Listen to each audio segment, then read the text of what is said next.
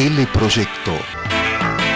Declarado de interés nacional por el Ministerio de Cultura de la República Argentina.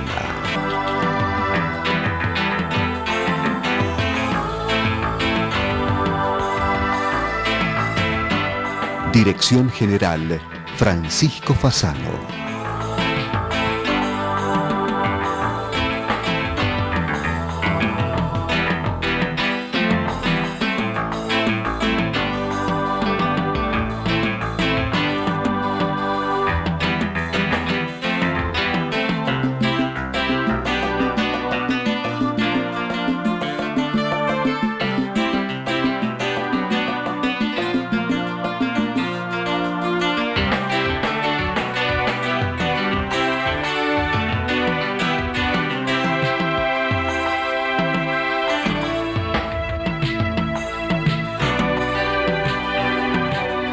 Sociedad Central de Arquitectos, desde 1886, promoviendo el ejercicio profesional. La calidad Knauf pasa al frente. Aquapanel, placas cementicias que resuelven todas las necesidades para refacción de fachadas y cerramientos exteriores en obras nuevas.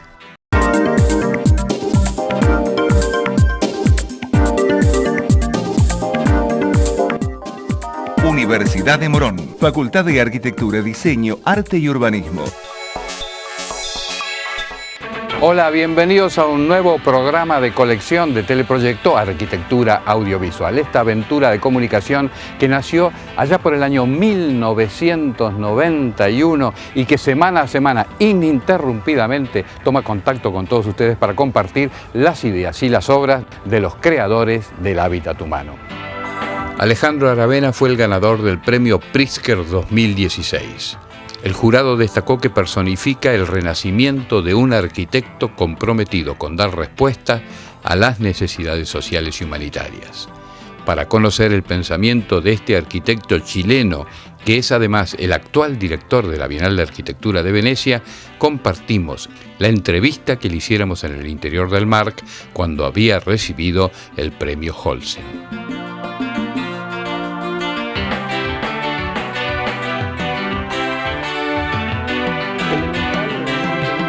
Formal es una empresa con fines de lucro que tiene interés social y que busca intervenir y operar en la ciudad, por un lado como un atajo hacia la equidad y por otro lado entendiendo que es un vehículo poderoso de creación de riqueza. Con eso lo que estamos diciendo es que en la ciudad hay oportunidad de identificar proyectos estratégicos que para la base de la pirámide permite mejorar calidad de vida sin tocar el ingreso. Por lo tanto, si hay un acuerdo en que tenemos un problema con la inequidad y casi lo único que escuchamos es redistribución de ingresos, bueno, la ciudad permite mejorar calidad de vida sin esperar que haya esta redistribución del ingreso, identificando estratégicamente proyectos de vivienda, espacio público, infraestructura o transporte y que son en ese sentido un atajo hacia esta equidad, esta corrección de la calidad de vida mal distribuida. Una de las cosas que ha llamado la atención en su momento de este proyecto es que parece como antagónico. Todo el mundo tiene circunscripto que vivienda de interés social es subsidio, es aporte del Estado y bueno, y el negocio está en otro lado. Ustedes han podido juntar esas dos cosas y que además sea un negocio. Explícalo. Bueno, eso yo creo que es el desafío y es un desafío para nosotros todos los días, en el sentido de que el financiamiento de este tipo de proyectos es público, pero la lógica con la cual deberían comportarse no creemos que debiera hacer ninguna distinción en lo que todos nosotros esperamos que ocurra, por ejemplo, con una vivienda. Cada uno de nosotros cuando compramos una casa esperamos que aumente de valor en el tiempo y no hay ninguna razón para que lo que se invierte en vivienda social, que podrá ser poco a escala de cada unidad, pero es muchísimo dinero a escala del conjunto. En Chile, que es un país la mitad del tamaño de Argentina, se gastan $1.000 millones anuales en el presupuesto del Ministerio de Vivienda. Yo no conozco ninguna empresa que no quisiera que esos $1.000 millones anuales no fueran usados de la manera más eficiente posible. Por lo tanto, esta lógica de entender que en vivienda social no es que hay pocos recursos, es que hay muchísimos recursos involucrados de todos nosotros contribuyentes. Bueno, a mí me gustaría que eso fuera usado de la mejor manera posible. Si eso llega a ocurrir, la vivienda, en vez de ser un gasto, debiera ser una inversión social. Literalmente una inversión, un patrimonio familiar que aumenta valor en el tiempo. Como además, por medio de la política de vivienda, hay un acceso formal a la vivienda. La formalidad lo que permite, en principio, es que el activo casa pueda tener una vida paralela como capital. Y una familia, por lo tanto, puede usar a la vivienda no como un medio en sí mismo para protegerse de la intemperie solamente, sino que como un medio para abandonar la pobreza. Contra esa casa podrá pedir un crédito para empezar un pequeño negocio, para tener un taxi, para tener un refrigerador, una máquina de coser, o educar a la familia. Y en ese sentido me parece que lo que nosotros hemos tratado de hacer es no discriminar, diciendo que para algunos las leyes debieran ser las del estado de bienestar y para otros las leyes son las de los beneficios del capitalismo. Me parece que si hay unas reglas del juego, bueno, esas tienen que correr para todos. Y es particularmente importante usarlas de manera eficiente con aquellos que más lo necesitan, porque por lo demás es la mayoría. En Chile el 60% de lo que se construye tiene algún tipo de subsidio. Siempre se identifica cuando se habla de la vivienda el techo, ¿no? O sea, ese concepto de la protección. Pero la vivienda es mucho más que eso, y también está la ubicación, el acceso, la lejanía o cercanía de los trabajos. ¿Ustedes eso lo tienen desarrollado? Explícalo. Bueno, habría que entender que cuando uno está haciendo una vivienda, no está haciendo solamente la casa, porque esa casa no está en cualquier lado, sino que está en la ciudad. Y una ciudad, si algo es, no es una acumulación de casas, sino una concentración de oportunidades. La razón por la cual la gente vive en ciudades es porque hay mayor chance de tener acceso a oportunidades de trabajo, de educación, de salud, de transporte, de recreación, por donde uno mire. Por lo tanto, y era la otra parte de la idea que nombraba al principio, la ciudad concentra oportunidades y por lo mismo es un vehículo potencial muy eficiente para mejorar calidad de vida y para generar riqueza. No es casual que estemos viviendo lo que mucha gente ha descrito como la era de las ciudades. Así como hubo la edad de piedra o la edad de bronce, hoy es la edad de las ciudades. Significa que el año 2007 el mundo cruzó el umbral de tener más gente viviendo en el campo que en la ciudad, y la tendencia es que de aquí al 2050 el 75% de la población del mundo viva en ciudades, contra un 10% que vivía en el 1900 en ciudades. Este fenómeno de gente moviéndose a las ciudades en principio es una excelente noticia, y en la medida que uno, cuando hace una vivienda, logra participar de esta concentración de oportunidades, entonces estamos engarzándonos con la lógica que explica siquiera que uno esté viviendo en ciudades. El problema en las ciudades es que hay un recurso escaso que es el suelo, y el suelo, si es escaso, tiende a ser caro. Si hay que pagarlo con cargo al modesto subsidio, bueno, normalmente eso explica por qué los conjuntos de vivienda social están ahí donde el suelo no cuesta nada.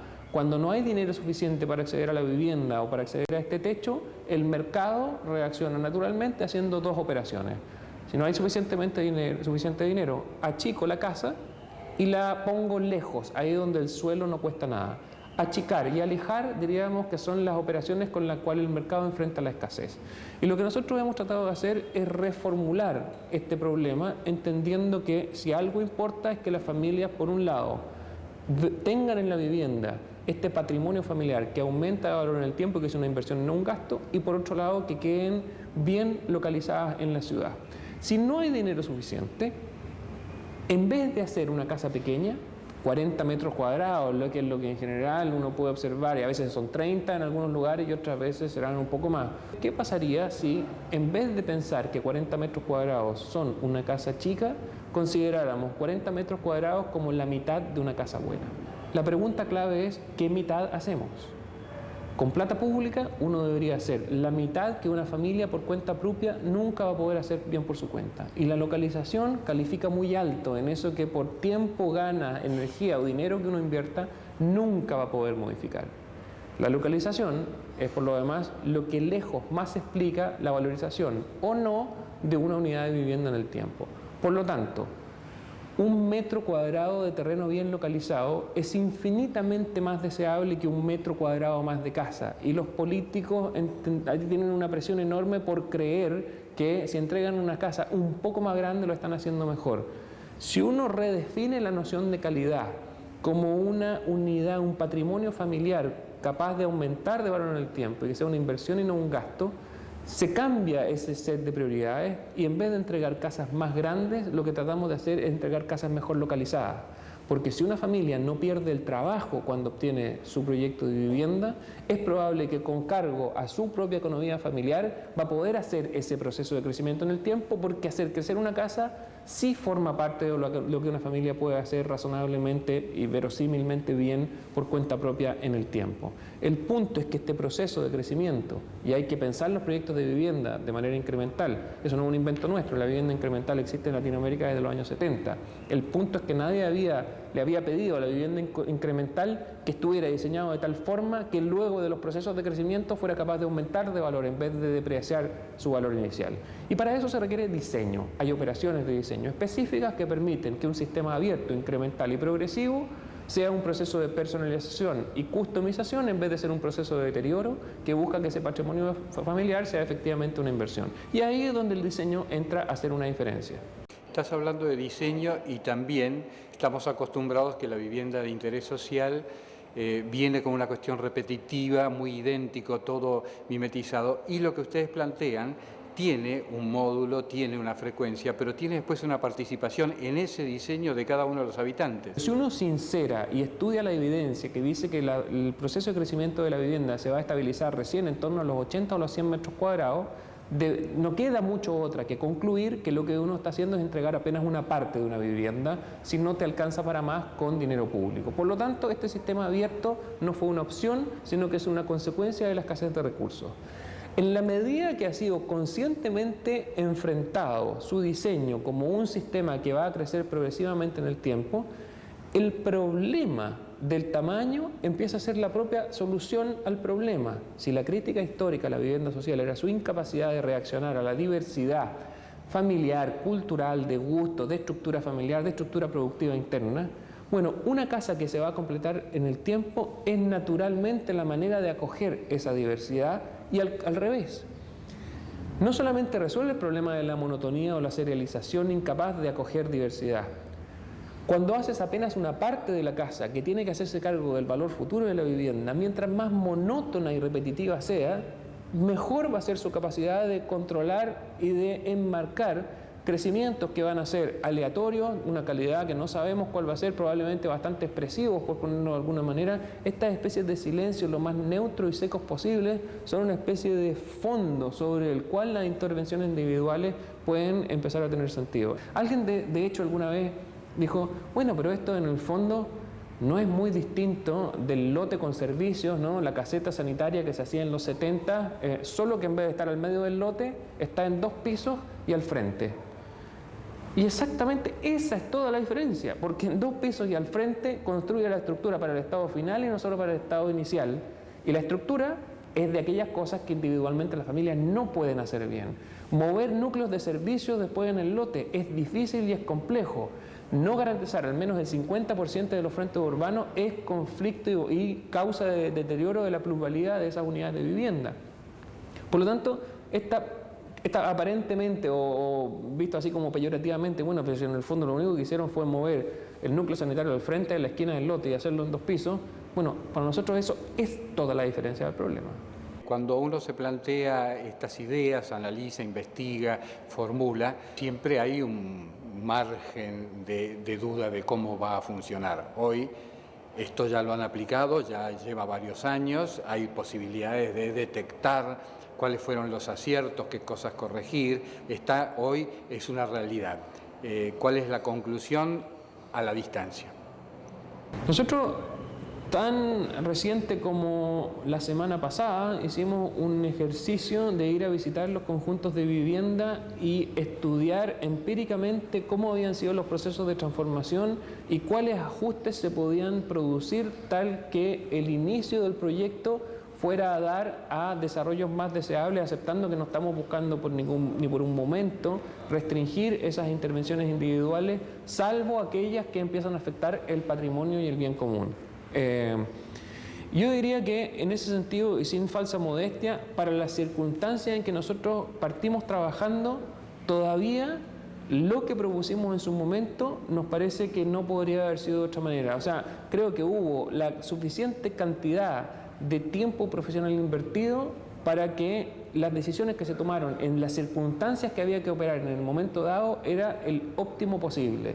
Lo que ha ocurrido es que ha cambiado el contexto de operación, ha cambiado la política habitacional, hay otros recursos dando vuelta, eventualmente eso es una pregunta distinta, y creo que el peor error que podríamos cometer es creer que si es que esto que funcionó al principio va a seguir funcionando independiente de sus circunstancias. A circunstancias nuevas, preguntas nuevas, por lo tanto, respuestas nuevas. Y diría que el proceso de ajuste tiene que ver con volver a diseñar cuál es la ecuación que estamos queriendo resolver, y hay evidentemente procesos de ajuste que buscan sobre todo cambiar el umbral. Nosotros ya no, vamos a empezar a no hablar de 40 y 80, vamos a empezar a hablar de 50 y 100 probablemente. El ingreso per cápita en Chile se ha modificado, el estándar de vida de las familias se ha modificado.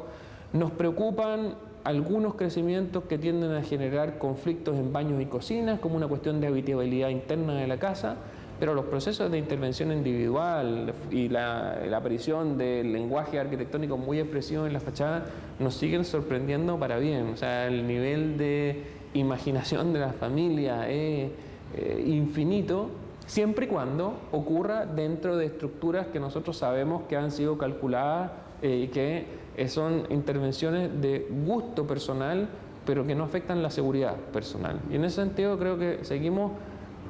Un sistema abierto por naturaleza nunca pretendió controlar demasiado, y si uno confía en la gente, las intervenciones individuales se autorregulan por inteligencia o sabiduría popular. La suma de intervenciones individuales que el conjunto siga teniendo calidad, eso eventualmente es más difícil que ocurra, y ahí está el trabajo del profesional, que tiene que tener claro el programa o el cuadro grande, ¿no? Ese es materia de trabajo profesional específico. Hablaste de seguridad, y Chile acaba de vivir un fenómeno muy duro, muy complejo. Contanos un poco tú. Bueno, Chile, yo diría, enfrentó un terremoto de una magnitud 500 veces superior al de Haití, con unas pérdidas humanas bastante bajas, 500 personas muertas. Diría que es del tipo de cosas donde algo se hizo bien dentro de todo, porque podría haber sido, para la magnitud del terremoto, podría haber sido un desastre de proporciones. Eso nos obliga a nosotros como profesionales a preguntarnos qué se hizo bien antes, que esto que podría haber sido realmente un desastre tuvo muy pocas pérdidas humanas. Y si uno mira hacia atrás, después de cada evento significativo en Chile, el terremoto del 39, el terremoto del 60, que fue el más grande de la historia de la humanidad registrado, el terremoto del 85, el terremoto ahora del 2010, ha habido unas correcciones de curso, unos golpes de timón, que en el próximo uno mira hacia atrás y dice, mira, ese momento en que uno incluyó o una norma o una certificación o un estándar o un requerimiento, que es el que nos ha permitido enfrentarlo mejor. Y a nosotros nos pareció que nuestra manera de intervenir y de aportar a la reconstrucción del país no solamente era con la reconstrucción y reposición de aquello que se cayó, sino que identificando cuáles iban a ser esos nuevos estándares que, mirados hacia atrás, nos permitan decir que el 2010 fue el momento en que logramos hacer esta corrección de curso. Nosotros nos vimos involucrados en el trabajo prácticamente de una ciudad completa, en Constitución, como parte de un equipo de profesionales en que una empresa privada, Arauco, en un consorcio con el municipio de la ciudad y con el Ministerio de Vivienda, ofreció elaborar un conjunto de documentos técnicos que permitieran canalizar de manera coordinada fondos públicos y privados, que iban a ser de nuevo muchos. O sea, el problema no es que iba a haber poco dinero. Dado que iba a haber mucho dinero que invertir, mejor asegurarse que lo vamos a invertir bien. Y el recurso escaso ahí no iba a ser el dinero, iba a ser el tiempo y la coordinación. Y eso requiere un proyecto. En primer lugar, en Chile supimos cómo contestar al terremoto. Lo nuevo fue el maremoto. Chile no estaba preparado para un maremoto. Eso es nuevo y me gustaría pensar que cuando en algún momento miremos hacia atrás, uno puede identificar el 2010 como el momento en que incorporó en el ADN urbano de Chile ciudades que son capaces de resistir un maremoto. Sintetizar algunas de las propuestas que... Básicamente la evidencia en el mundo muestra que cuando tienes un maremoto de las magnitudes que uno tiene sistemáticamente en el choque que hay entre la placa de Nazca y la placa sudamericana, la velocidad y la energía con que llega una ola no puedes detenerla haciendo obras de infraestructuras que se opongan a esa fuerza. En Japón ya tienen evidencia de bloques de hormigón del tamaño de un container que son arrojados como proyectiles sobre la ciudad, por lo tanto por vía de la resistencia no iba el camino. Y si uno estudia algunos antecedentes en Hawái o en el propio Japón, se da cuenta que usar bosques para no detener la ola, sino disipar su energía con topografías artificiales suficientemente rugosas que generen fricción para disminuir este impacto de la ola, es una manera en que uno podría suponer que nuestras ciudades de ahora en adelante, donde nuestras costaneras serán con bosques, en vez de tener sol, nuestras costaneras van a ser sombreadas. Es el tipo de cambio en el ADN urbano que uno podría esperar para ciudades costeras. Lo que está diciendo en el fondo es que a amenazas geográficas, respuestas geográficas. También acaban de vivir un tema que fue noticia en todo el mundo, el problema de las minas. Chile es un país minero por excelencia, ¿no? Pero eso también hay respuestas geográficas a problemas que hay que tener. A mí me produce sentimientos encontrados el análisis del fenómeno de los mineros atrapados. A diferencia de lo que ocurre en un sismo, por ejemplo, donde había una norma de construcción muy fina intelectualmente, muy estratégica, en el sentido que, sabiendo que Chile es un país pobre, logró generar condiciones de seguridad a pesar de los pocos pesos por metro cuadrado con que se cuenta para producir resistencia en Chile. Quiero decir, si tú tienes recursos infinitos, puedes producir resistencias infinitas. ¿Cómo haces para hacer una estructura que resista si no tienes mucho dinero para construirla? Y la norma chilena, en el sentido de antisísmica, lo que había hecho es identificar que para liberar la cantidad de energía que una estructura le entra por un sismo, tiene que poder aceptar que se rompa, pero no que colapse. Por lo tanto, se puede construir suficientemente barato al punto de que con un sismo grande se acepta que haya rotura de la estructura como único mecanismo para liberar la energía que le entra, no tiene otra manera de hacerlo, pero no acepta que colapse, por lo tanto salva vidas humanas. El equivalente a esa norma no existía en la minería, porque uno podría decir, aquí va a haber que elevar los estándares. En construcción antisísmica habría sido el equivalente de ahora para adelante, los edificios solamente se aceptan con este estándar. Como no se pueden pagar, lo que terminas haciendo es un mercado informal de gente que, mira, no, habría querido, pero no me da el presupuesto para pagar estos estándares.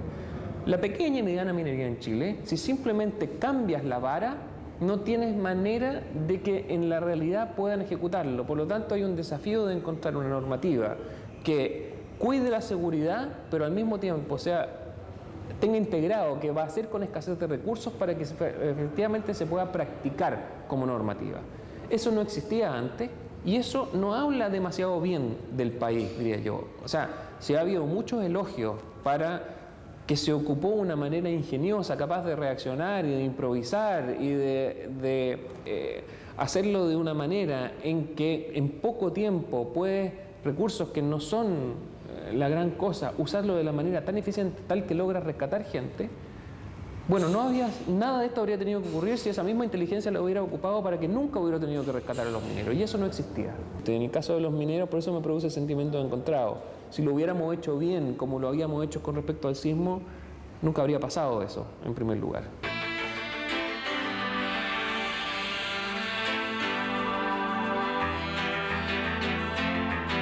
Alejandro Aravena fue también miembro del jurado del premio Pritzker 2014, que en esta oportunidad recayó en el arquitecto japonés Shigeru Ban, especializado precisamente en aportar soluciones habitacionales ante desastres naturales.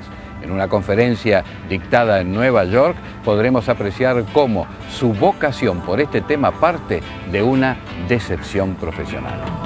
So I was very disappointed. We are not working for society. Even there's also many people who lost their houses by natural disaster. But I must say they are no longer a natural disaster. For example, earthquake never kill people, but collapse of the building kill people. That's responsibility of architects. Then people need some temporary housing, but there are no architect working there because we are too busy working for privileged people. So I thought even us as architect who can involve in the reconstruction of the temporary housing, we can make it better. So that is why I started working in disaster area. 1994, there was a big disaster in Rwanda, Africa. Two tribes, Hutu and Tutsi, fight each other. Over 2 million people became refugees. But I was so surprised to see the shelter, refugee camp, organized by UN. They are so poor. And they are freezing with a blanket during rainy season. And the shelter built by UN, they just provide them plastic sheet. And the refugee has to cut the trees, and just like this. But over 2 million people cut trees, this become big, heavy deforestation and environmental problem. That is why they start providing aluminum pipe, but aluminum barrels, very expensive, they sell them out for money, then cutting trees again. So I proposed my idea to improve the situation using this recycled paper tube because this is so cheap and also so strong. But my budget is only $50 per unit. We built 50 units to do some monitoring test for the durability and moisture and termite zone. And 1999 in Turkey, the big earthquake, I went to there to use the local material to build the shelter. 2001 in West India, I built also shelter. In 2004 in Sri Lanka, after the Sumatra earthquake tsunami, I rebuilt Islamic fisherman's village. And 2008 in Chengdu, Sichuan area in China, over nearly 70,000 people killed. And also, especially the many of the schools destroyed because of the collapse between the authority and the contractor. I was asked to rebuild the temporary church. I brought my Japanese student to work with the Chinese student. In 1 month, we completed 9 classrooms over 500 square meters. It's still used even after the current earthquake in China. Year 2010 in Haiti, there are big earthquake, but it's impossible to fly over. So I went to Santo Domingo, next to our country, to drive 6 hours to get to Haiti with the local student in Santo Domingo to build 50 units of the shelter out of local paper tube. This is what happened in Japan 2 years ago in northern Japan. After the earthquake and tsunami, people have to be evacuated in the big roof like gymnasium. But look at this, it's no privacy. People suffer mentally and physically. So we went to there to build the partitions with all the student volunteers with paper tube, just a very simple shelter out of tube frame and the curtain. However, some of the facility authority doesn't want us to do it because they said simply it's become more difficult to control them. But it's really necessary to do it. They don't have enough flat area to build standard government single-story housing like this one. Look at this. Even still government is doing such a poor construction of the temporary housing, so dense, and it's so messy because there's no storage and nothing, and the water is leaking. So I thought we have to make multi-story building because there are no land, and also it's not very comfortable. So I proposed to the mayor while I was making the petitions. Finally, I met a very good, nice mayor in Onagawa village in Miyagi. He asked me to build 3-story housing in baseball ground. I used the shipping container and also the student help us to make all the buildings, the furnitures, to make them comfortable within the budget of the government, but also the area of the house is exactly the same, but much more comfortable. Many of the people want to stay here forever, but very happy to hear that. Y de esta forma llegamos al final del presente programa de colección de Teleproyecto Arquitectura Audiovisual, esta aventura de comunicación que nació allá por el año 1991 y que semana a semana ininterrumpidamente toma contacto con todos ustedes para compartir las ideas y las obras de los creadores del hábitat humano. Esperamos que haya sido del agrado de todos ustedes. Por nuestra parte, nos despedimos hasta cualquier momento en algunas de las opciones que elegimos para estar comunicados. Chao. ¿Tiene registrado en video profesional el desarrollo completo de sus obras? Teleproyecto la empresa con mayor especialización en mostrar arquitectura y construcciones, le ofrece su departamento de seguimiento de obras en video.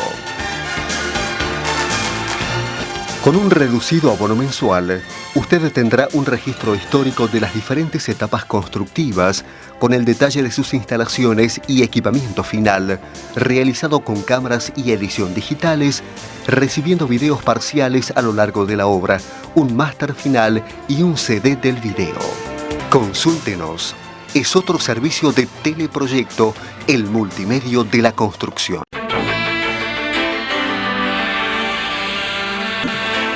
Sociedad Central de Arquitectos, desde 1886, promoviendo el ejercicio profesional.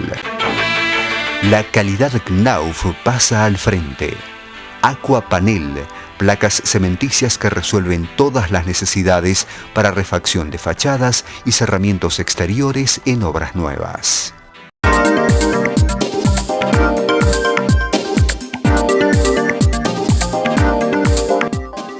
Universidad de Morón, Facultad de Arquitectura, Diseño, Arte y Urbanismo. Occhipinti, la excelencia en placares y vestidores, respaldada por un sistema de fabricación totalmente computarizado, garantiza calidad, tiempos y menores costos para grandes emprendimientos. Occhipinti, tecnología en placares. Archivos Activos es la solución integral en equipamiento para empresas. Muebles, panelería, sillas y sillones, todos con la mejor terminación del mercado. Archivos Activos, muebles de trabajo.